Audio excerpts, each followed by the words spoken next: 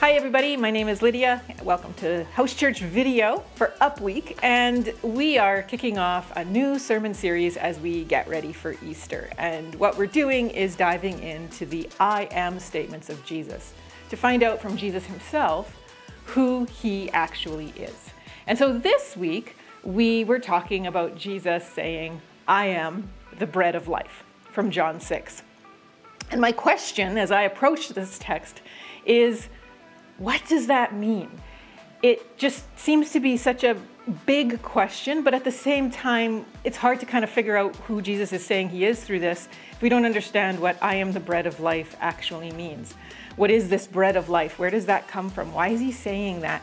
And then he kind of pushes that analogy to make even more questions for me when he says things like, you need to eat my flesh and drink my blood. And he's making it very, very kind of uncomfortable, which just leads to all the questions swirling around of what does this mean? What does this mean for us? What does this mean about who Jesus is? So that's my big question.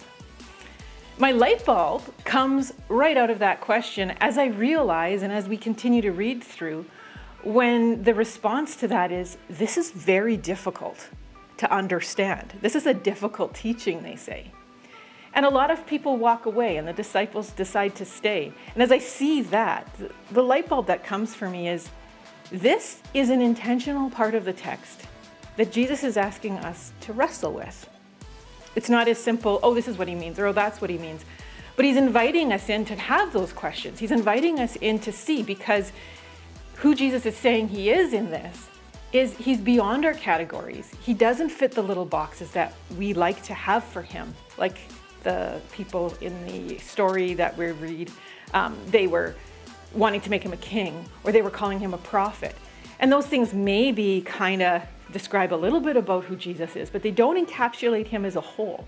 And so really by him saying, I am the bread of life, the light bulb for me comes in. He's inviting us to ask those questions.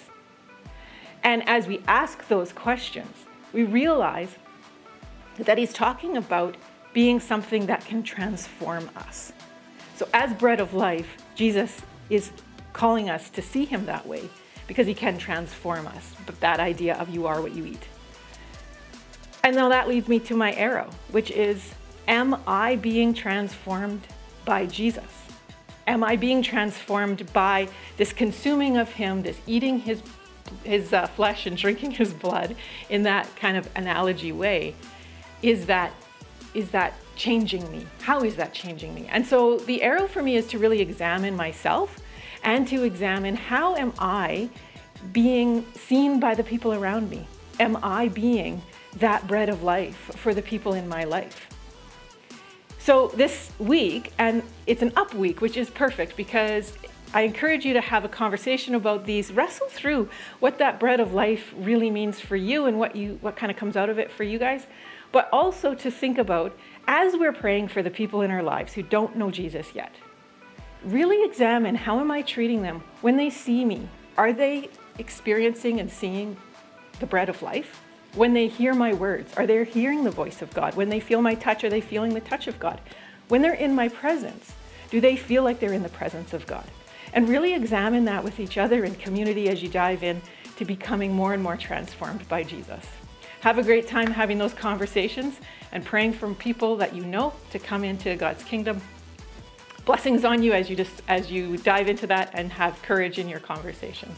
Have a great night.